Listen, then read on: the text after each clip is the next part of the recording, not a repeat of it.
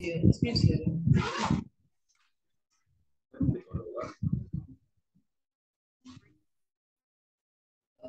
अब बोलिएगा मतलब टेस्ट जो पढ़ाए थे तुमको दिमाग जो हुआ गया क्या? बुक एक्सरसाइज करो, हो जाएगा ना। कितना अच्छा बच्चा है, ध्यान से देखो इस बच्चे को, नहीं भी देखोगे तो कुछ नहीं जाता है।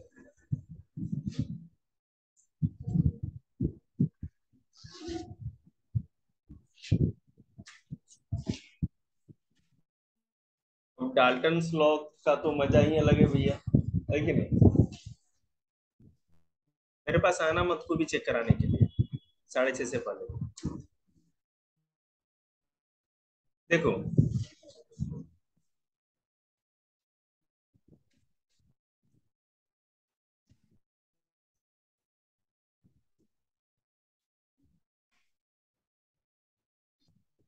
देखिए जो आपके गैस इक्वेशन जो मैंने कल कराया था ना, इस चैप्टर में अगर गैस इक्वेशन पे कमांड है तो किसी पे भी कमांड है, बस में रहना।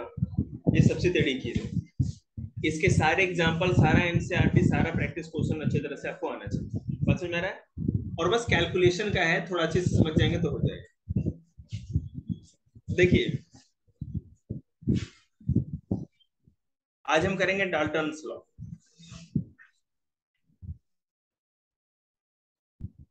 20-22 एग्जाम्पल है उसमें, समझ रहे हैं ना? बहुत इंपॉर्टेंट है, 22-22 नहीं, 30-32 है सर।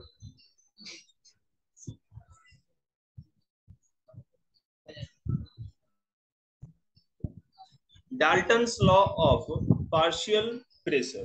पार्शियल मतलब कि थोड़ा बहुत प्रेशर। पानी पीना तो ले लो। देखो, अब इसके बारे में बात करते हैं।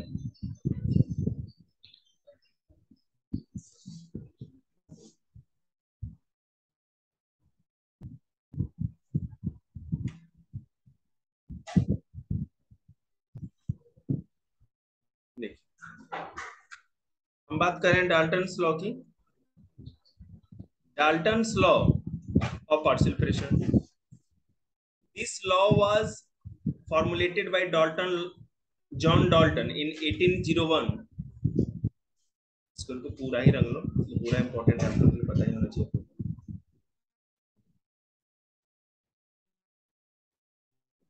This law was formulated by John Dalton in 1801। It deals with the pressure exerted by a mixture of non-reacting gases।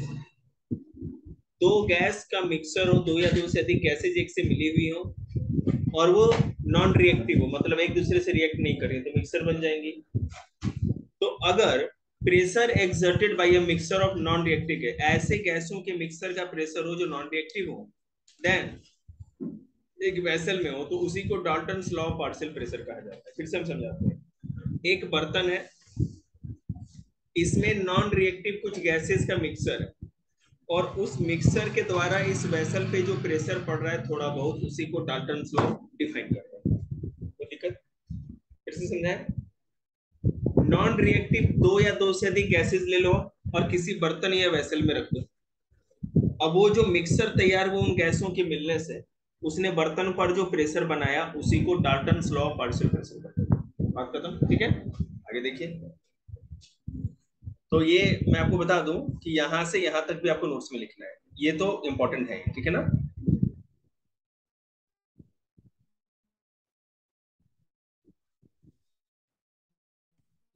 बस लिखे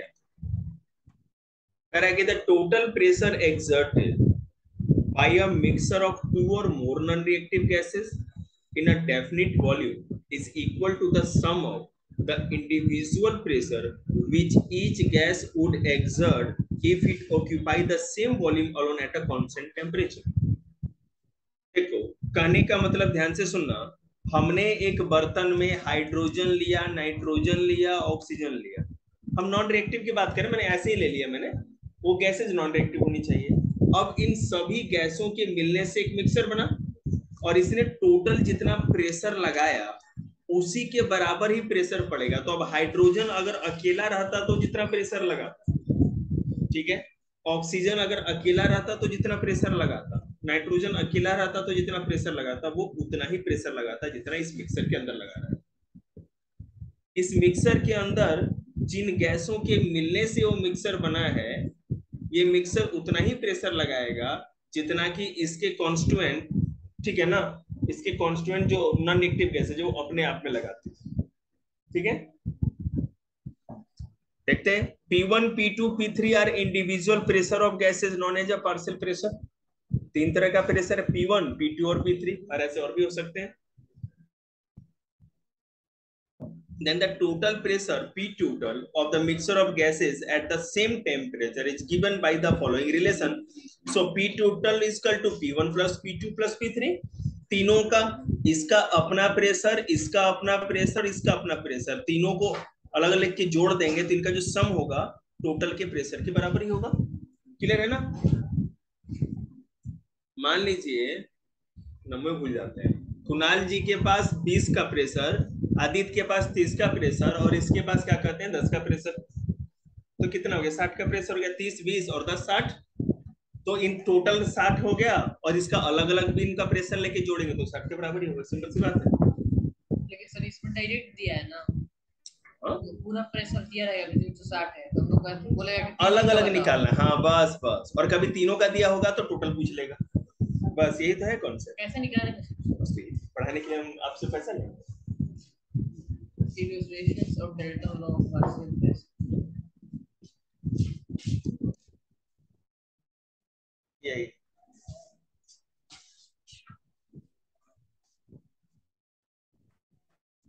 illustration of the Dalton's law of partial pressure, इसको हम कैसे दिखा सकते हैं? अब देख बेटा, पीए पे 0.30 बार का है ना, पीए 0.30 बार का प्रेशर है।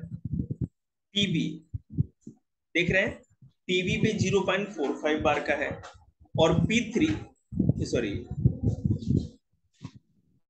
पी टोटल मतलब दोनों का ही ले रहे हैं, तीन का नहीं ले रहे हैं, ठीक है ना, सॉरी दो से भी तो मिक्सर बन जाएगा ना, दो से जोड़ दिया जी, दो से भी मिक्सर बन जाएगा। तो पीए टोटल अगर हम करें पी टोटल, तो पीए प्लस पीबी दोनों को जोड़ देंगे, यही तो है इलिस्ट्रेशन। इसमें ये तो सबसे आसान हमको लग रहा है आप लोग लिए, ये छोटा है, चैप्टर मत हटवा,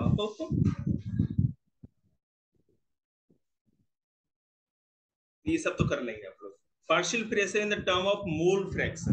अब आया ऊट पहाड़ के नीचे, अगर हम ये कहें कि partial pressure in term of mole fraction, mole fraction के रूप में पार्शियल प्रेशर को कैसे बताएंगे आप? ठीक है ना, जहां समझ में नहीं आएगा कहना कि सर फिर से समझे, बगल में गई है कहीं। Mole fraction is a method of expressing concentration of a component in a mixer। एक मिक्सर के अंदर हाइड्रोजन का कंपोनेंट कितना है और नाइट्रोजन का कंपोनेंट कितना है, इसको बताने के लिए हम मोल फ्रैक्शन बताते हैं। मोल फ्रैक्शन मतलब कि एक मिक्सर के अंदर मॉलिक्यूल, नंबर ऑफ मॉलिक्यूल कितने, मॉलिक्यूल्स की संख्या, वही तो मोल होता है ना, आ रहा समझ में? ठीक है, it is defined as the moles of a substance in a mixture as a fraction of total mole of all substances। इसे देखो, the moles of a substance in a mixture as a fraction of total mole।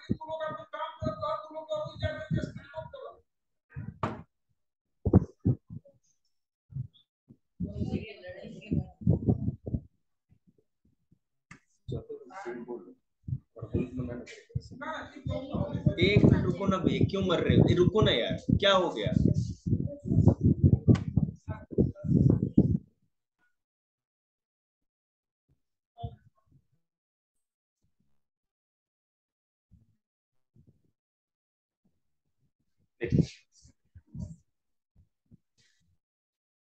Partial pressure in terms of mole fraction, the moles of a substance। Phone तो लेके जाया करिए अपने pocket में, phone ले ही नहीं जाते हैं और फोन हम आपको दिए हैं, नहीं है तो लीजिए, दे दो फोन जरा पापा को।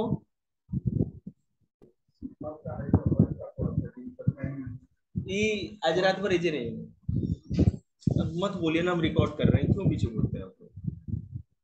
the moles of a substance in a mixer as a fraction of total moles. जाइए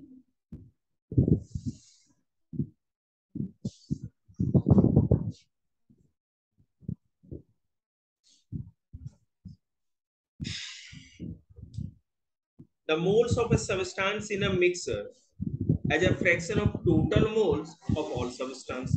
जैसे अगर मैं कहूं कि n1 if n1 moles of any substance is present in n moles of a mixture, then mole fraction x1 of the substance. तो x1 ये हो गया मोल फ्रैक्शन, n1 जो हो गया मोल्स ऑफ एनी सब्सटेंस, और जो n हो गया मोल ऑफ अ मिक्सर। ये फॉर्मूला लगेगा। इसको और आगे सॉल्व करेंगे तो XA equal to Na upon Na plus Nb और XB equal to Nb Na plus Nb। अब जैसे देखो, suppose at temperature T, three gases enclosed in the volume V exert partial pressure P1, P2, P3. So P1 is equal to P1 N1 RT upon B, P2 is equal to N2 RT upon B और P3 N3 RT upon B। ये formula लगेगा। ठीक है, आगे देखिए, where N1, N2, N3 are the number of moles of three gases. N1, N2, N3 number of moles of three gases, तीन अलग अलग गैसेस के मोल है। N1 एक गैस का मोल है, N2 एक गैस का मोल है और N3 तीसरे गैस का मोल है। Then P total P1, P2, P3 ऐसा ही होगा। ये फॉर्मूला है। मतलब आप याद रखिएगा, आपको आता हो या नहीं आता हो, ये फॉर्मूला लिखना है। ये फॉर्मूला लिखना है। सर कैसे पता चलेगा किसमें कौन सा फॉर्मूला लगाना है? तो यहाँ आपको बताएंगे, पर ये आपको कॉन्सेप्ट के साथ लिखना, ठीक है ना? हाँ,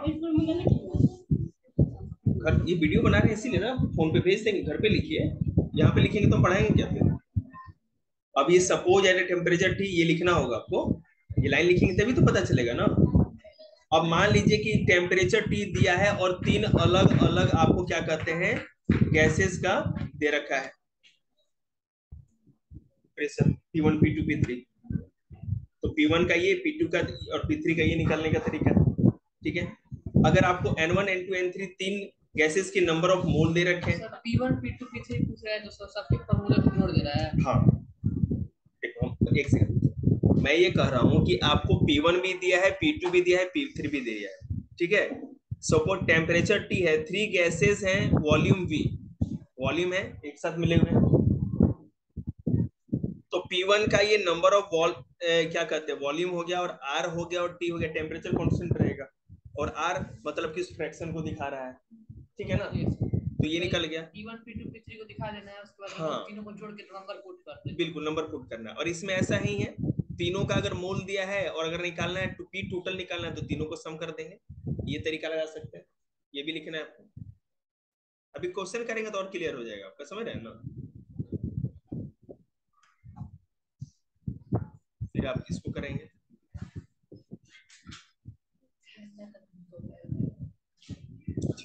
क्या जाएगा जब ठंडा आएगा।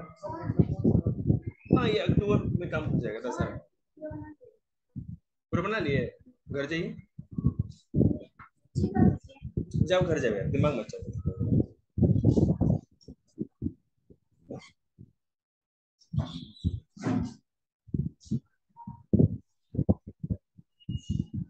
अगर x1 is the mole fraction of first gas, thus P1 is equal to P total is equal to x1 और P1 is equal to x1 P total, ये दोनों फॉर्मूला लगा सकते हैं, ठीक है।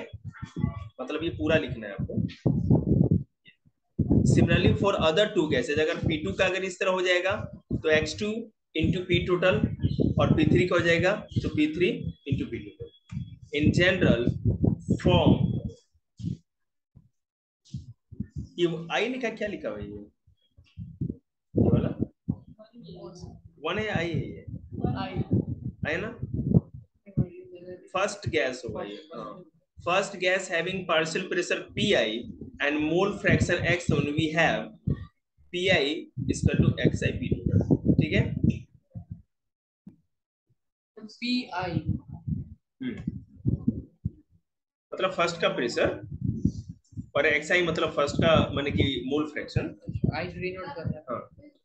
हाँ हाँ,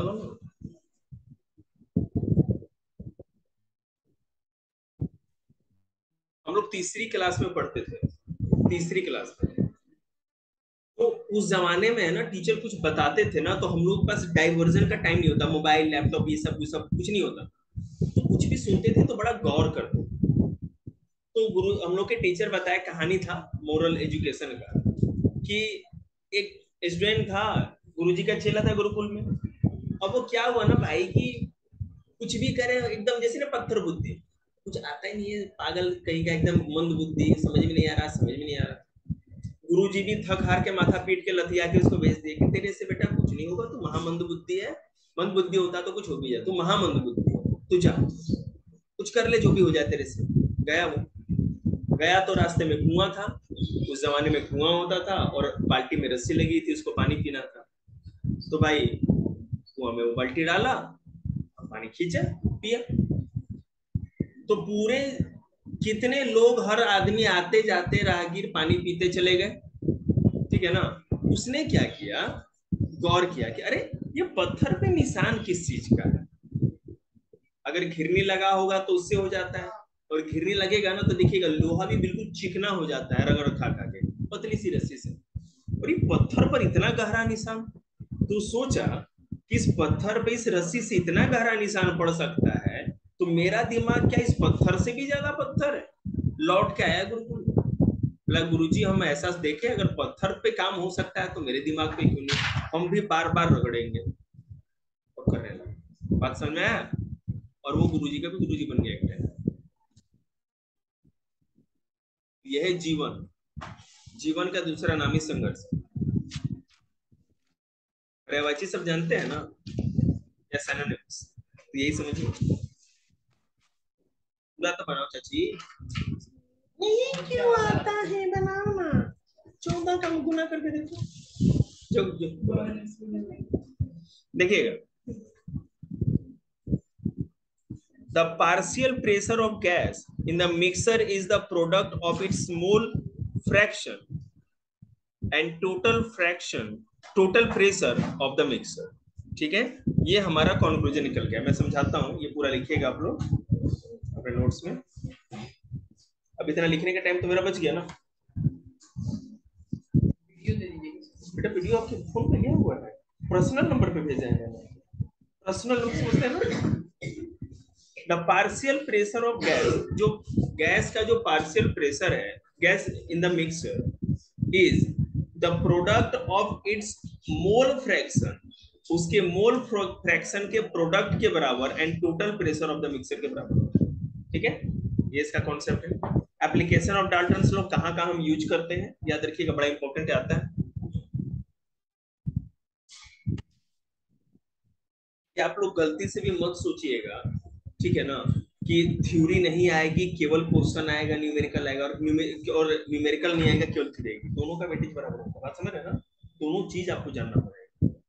और यहाँ पर टीचर क्या कराएंगे, केवल आपको क्वेश्चन करा रहे हैं, न्यूमेरिकल करा रहे हैं, और थ्योरी बोल कर देंगे वो।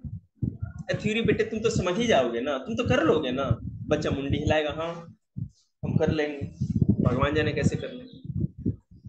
This law is useful in calculating the pressure of the gases collected over water in the laboratory।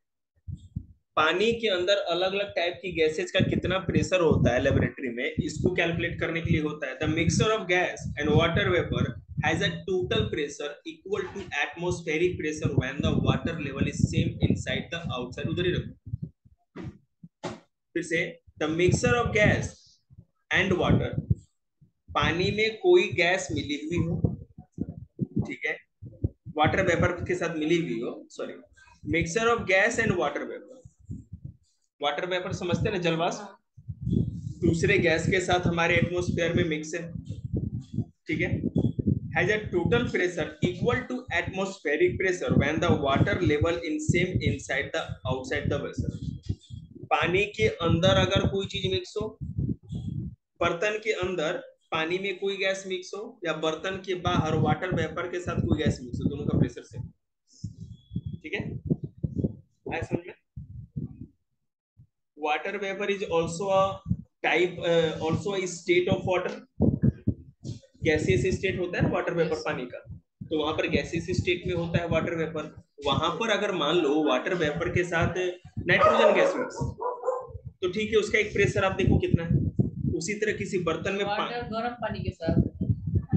ठंडा क्या होता है, गर्म क्या हुआ, तो बाहर है, हवा में है ना, तो वाटर वेपर होगा ना। हवा में जो भी मॉइस्चर होता है वही वाटर वेपर है, नाइट्रोजन के साथ मिक्स है, उसका प्रेशर देखिए। और एक बर्तन में अगर आप देखेंगे कोई अपने बोतल में या लेबोरेटरी वाले में, तो वहां पानी में अगर कोई गैस मिली है, नाइट्रोजन गैस मिली, तो उसका प्रेशर देखिए, दोनों का सेम ही होगा। ठीक है ना, नहीं समझ में आया, है ना। For example oxygen gas is collected over water as shown in figure. अच्छा यहाँ पे दिया है, ये देखिए। अब ये ऑक्सीजन वाटर वेपर के साथ और ऑक्सीजन यहाँ पर पानी के अंदर, दोनों का प्रेशर सेम ही है। बात समझ में आया? क्लियर है? ठीक।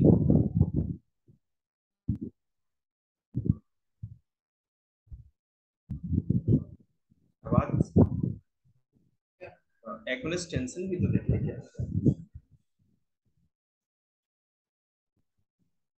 है। देखो, एक्विनस टेंशन मतलब कि वेपर प्रेशर, किसी भी भाप का जो प्रेशर बनता है उसको एक्विनस टेंशन भी कहते हैं। ठीक है, aqueous tension sorry of water as a function of temperature. अब देखो अलग अलग टेम्परेचर में एक्वियस एक्वियस टेंशन कितना बार होता है। एटमॉस्फेरिक प्रेशर को बार में डिनोट करते हैं, मैंने यूनिट होता है, मेजर करते हैं। ठीक है, अब आगे सीधे एग्जांपल्स। ठीक है, करें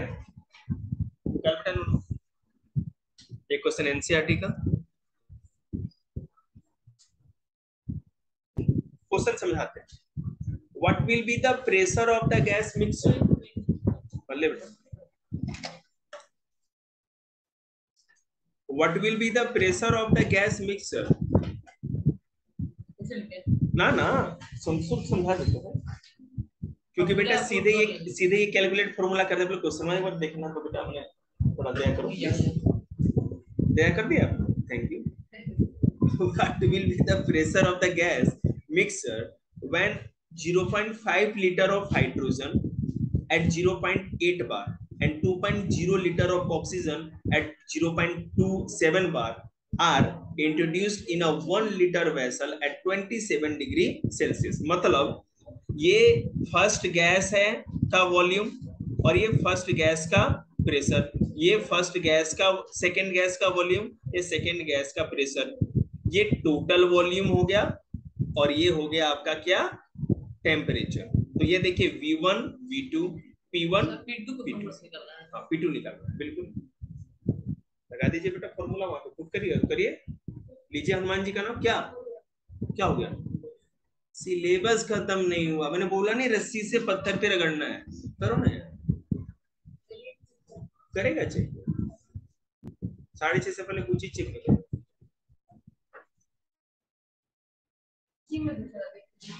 इसी में दूसरा दीजिए और एकदम बिल्कुल देते जाइए, हमको पूरा कल तक तुम्हारा एसएसटी का सिलेबस खत्म चाहिए, जो भी हो, ज्योग्राफी हिस्ट्री पॉलिटिक्स सब खत्म करो, स्कूल में लिखवाए हैं ना। तो 0 पॉइंट में आंसर आ रहा है, इसे बिना आंसर देखे बता दो।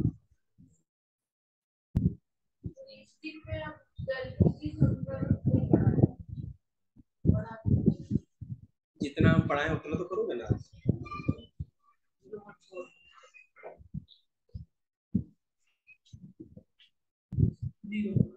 तो वही देखिए हमें प्रॉक्स दिए हैं यहाँ पे, मतलब 0 तो आएगा। अरे तो ये भी तो करना, partial pressure of oxygen gas, तो सही है ना पार्शियल, हाँ ठीक है। अब क्या करना है सर? देख बेटा इसका जो है ना, ये V1 हमारा इसका है हाइड्रोजन का, और P1 मतलब इसका प्रेशर है, ठीक है ना, लेकिन ऑक्सीजन का प्रेशर नहीं दिया, पता है ना आपको। P2 निकल गया, P2 निकल गया ना। हाँ P2 निकल गया 0 एक सेकंड P2 क्यों, हम ये क्यों कर रहे हैं ऐसा, P2 निकालने के लिए सर। एक मिनट बेटा रुकना। जैसे V1 हमारा वॉल्यूम फर्स्ट का, गैस फर्स्ट का वॉल्यूम था और गैस फर्स्ट का प्रेशर ये था, गैस सेकंड का वॉल्यूम ये है 2.0 लीटर, कहाँ गया रे, प्रेशर नहीं दिया है, V2 1 लीटर, V2 तो पहले ही निकला हुआ है, ये P2 निकाले ना। P2 का ही फॉर्मूला बोल रहे हैं, U is equal to P1 by V